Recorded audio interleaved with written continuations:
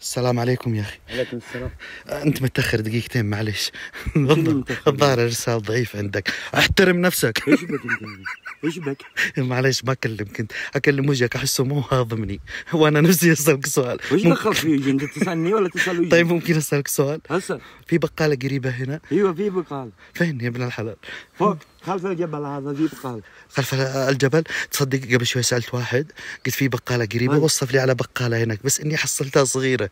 هذه كبيرة. هذه كبيرة؟ أنا ما أبغى كبيرة يا ابن الحلال. ها وش تبغى؟ أبغى أصغر من اللي وصفني هو اللي وصفتني أنت. يا أخي أنت مريض أنت؟